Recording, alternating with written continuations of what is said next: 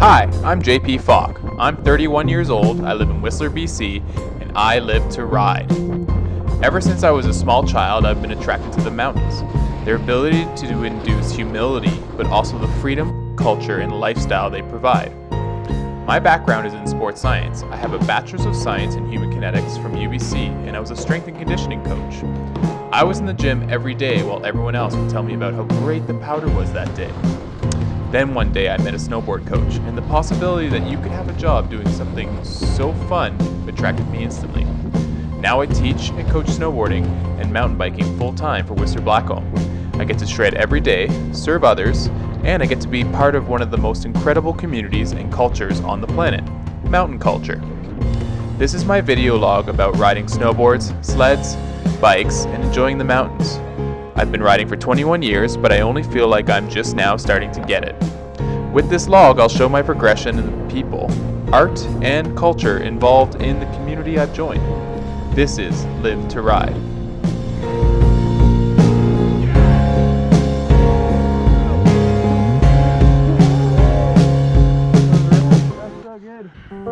Hey guys, welcome back to another episode of Live2Ride. It is now winter. Live2Ride Snow, we'll call this. I'm JP Falk. I'm up on Whistler Mountain. So I'm actually on Blue Velvet on a bike run right now. Just getting some berms. There's a tree down back there. Heads up for anyone coming down that. First day on the hill. Second official opening day of Whistler Blackcomb. I let all the human groomers go first. Yesterday I find there's usually only a recipe for disaster if you go first day up. So I'll let the lemmings go first. Still great out here. Lots of pow to be found. Waiting for some buddies to wake up and get up because they're a bit sore after opening day.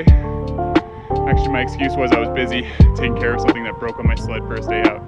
Cliche, I know. I'm getting excited to make some videos of those for you guys when I go out sledding, learning. I got some helmet mounts. What do you guys prefer as angles when you see that kind of stuff? Let me know in the comments. I think I'm putting a helmet mount on top of my snowmobile helmet. I'm gonna put one on top of my snowboard helmet, my new one when I get it. And I'll get a lot of POV footage for you guys this winter. I think the helmet's a bit better than the chesty for snowboarding because then you're looking sideways with the chesty, it doesn't really work. And then I want a bit of a easier angle to have my hands free when I'm riding so you guys can see sort of my point of view when I'm charging trees or hitting the park. But today I'll try to get some angles with the selfie sticks. Okay. Enough talk, more rock. Let's go snowboarding. Let's go do some turns. Oh yeah, one last thing. Let me know if you're all about opening day, if that's a must in the comments, or if you think my idea of letting other people go first, pack it down, fill in the holes, find the hazards for you is a good idea too, because I'm playing the long game, trying to keep it safe out here. And I'm gonna be getting like 150 days this season, so what's one that I stay in bed for? Front hand selfie style for the first bit here. Okay, so short little selfie sticks and no go for snowboarding. Spent a little money, upgraded, got this longer GoPro stick. Pretty sick. You can see the whole of my body, the snowboard, the terrain that I'm riding, and the beautiful blue sky.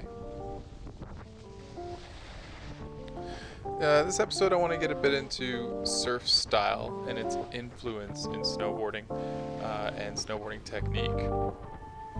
In this little clip here, we see this surfer. He's pumping a bunch of turns on this left braking wave here, and he's pumping them off the tail of his surfboard. That's where the fins are. That's giving him grip to rail. And look, he's even creating speed by dipping the nose and then driving through the tail down that wave.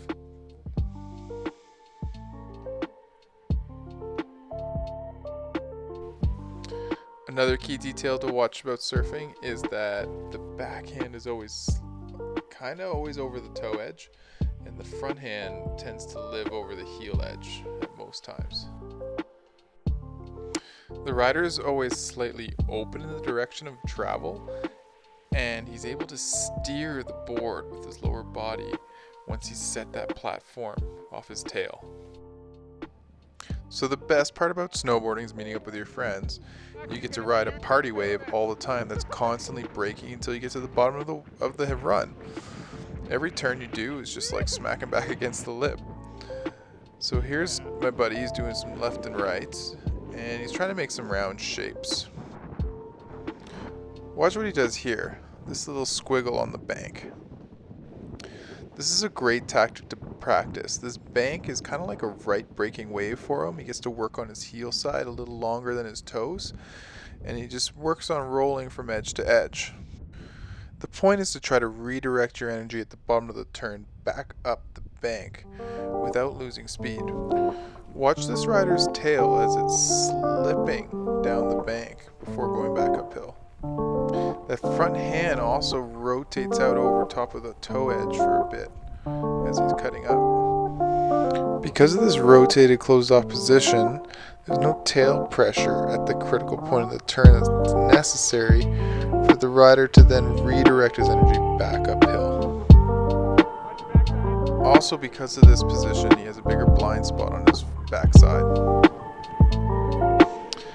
This is Egon. He has a very surfy style in his riding with his turns, loves to make round turns, generally has a lot of tail pressure throughout them, and he's always a little open in the direction of travel. Let's just enjoy his little moment of flow here.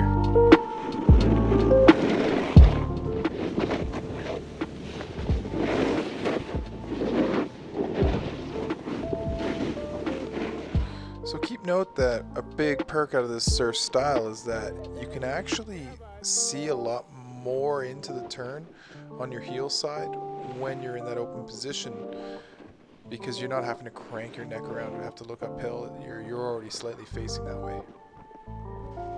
Alright, let's put my snowboarding under the microscope now.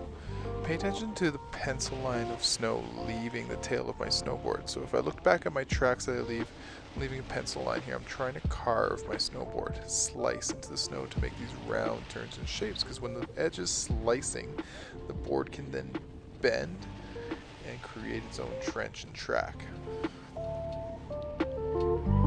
Down this next bit of run, it's a little bit off camber, so I'm going to spend a little extra time on my heels to carve back up towards the high point of the run.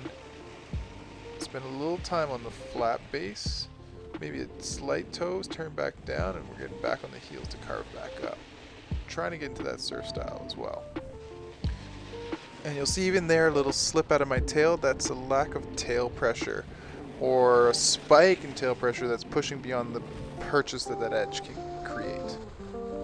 So check this out. I'm so happy to have captured this moment for my friend John Shelley, him and his son Anthony, riding some groomers and carving, getting surfy down Whiskey Jack here and down to Emerald Chair. So in recent years I've realized that snowboarding transcends sport and athleticism. It's actually an art, and what we are using are sculpting tools beneath our feet to sculpt lines into the snow. And the most beautiful shapes in life tend to have curves, round curves, and less square edges. Let's just enjoy some beautiful round turns here. Well, right on, viewers, I hope you enjoyed this content. And let me know in the comments what you think about snowboarding. What does it mean to you? Is it just a sport, something for you to let out some energy?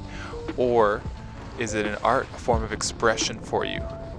So viewers, if you like that content, smash that like, hit subscribe, and also you can support this channel by going to my Patreon. I put a link in the description. Apologies for not being able to actually go and follow through on that camper trip that I was hoping to do in the fall, but with the recent lockdowns due to COVID, I didn't feel it was safe to actually travel around the province. It was probably best that I just stay here where I could do all those things right here in the beautiful backyard of the Sea to Sky.